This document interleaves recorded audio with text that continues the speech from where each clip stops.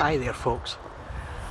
I wonder if, like me, you've ever wondered what it'd be like to strap a huge dinner plate to your wrist. No? But people still buy really big watches, and I've got one today to show you. We have a close-up look at the watch here. Full disclosure, this watch came to me as a gift. Basically, it was beyond economic repair. It's a few years old, and spoiler alert, you're going to find out that it's maybe not as good value as you might hope. It's a discontinued model. Pagani has made a lot of changes to this one, and I'll have a look at the new model as well later on in the video.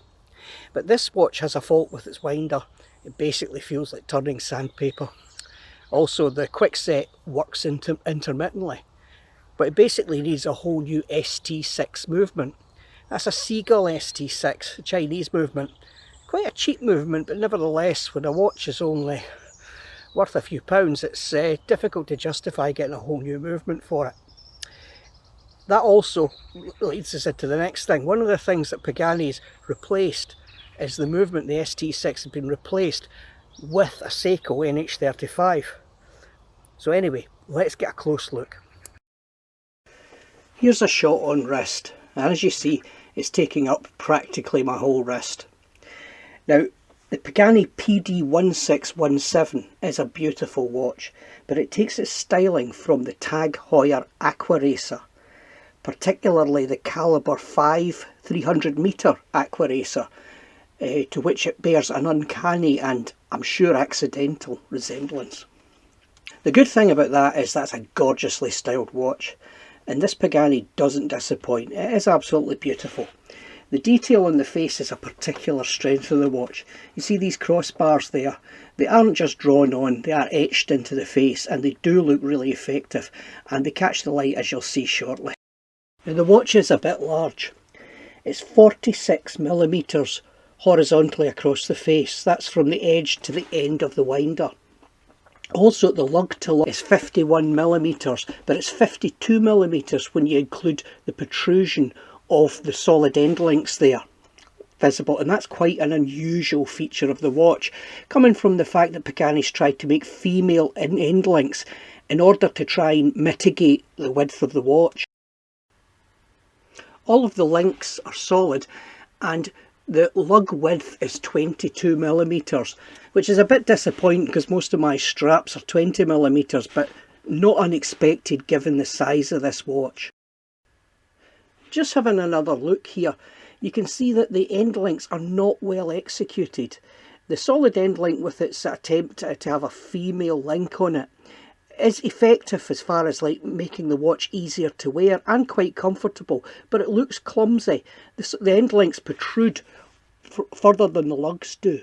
There also appears to be an unsightly gap between the end link and the first link of the strap, but that's not in evidence if you're actually wearing the watch.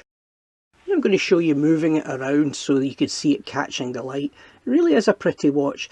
The ceramic bezel insert really shines. It's in really nice condition, despite the fact that this poor thing has lost its loom pip. And you see that yellow seconds hand marker? That's actually just lifted straight from the original Tag Heuer watch. And you can see it's got a signed Pagani crown there. Now, the crown operation is actually quite difficult. It's actually not that grippy a crown. And you see the magnifying cyclops there, which doesn't magnify terribly much, but again is lifted straight from the Tag Heuer. Here we are out in sunlight, which is always a good way to see a watch. The top surfaces are brushed, the sides are polished, as you can see, quite well polished. It's quite pretty, and there's the signed crown. If we tilt it here, you can see the gap I was talking about between the end link and the start of the strap, and also the protrusion of the end link further than the lugs. The strap itself is well articulated. It's quite comfortable to wear. There's no stiffness or stickiness, but you will find it's a bit sharp on the edges, and I think the bracelet has been carried over to the new model as well.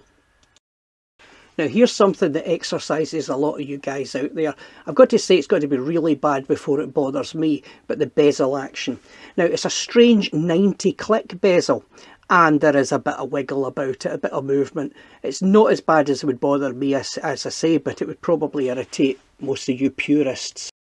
Now I mentioned that this is a discontinued model. It's not available on the Pagani Design shop. But as is the way with AliExpress, there are a lot of sellers still selling this one. Probably quite a few of them are just drop shippers sitting with laptops in Bali. But in any case, I found it here at £47.71. Here's the new one for £60.64, which is a fairly modest price increase when you consider there's been quite a specification increase. The overall size of the watch is still the same, but there's a few things have been changed. There's some detail changes on the bezel. That's the biggest visible change, and the Cyclops is gone. That's all you'll actually see looking at the watch, but it's now got a sapphire crystal. And whereas the 1617 was only 30 metres water resistant, this one's claiming 100 metres water resistant, making it a properly usable watch for your holidays or whatever. This shows the differences in the cosmetic changes in the watch. As you can see, these strange little bumps on the bezel are now gone, and the Cyclops has been removed.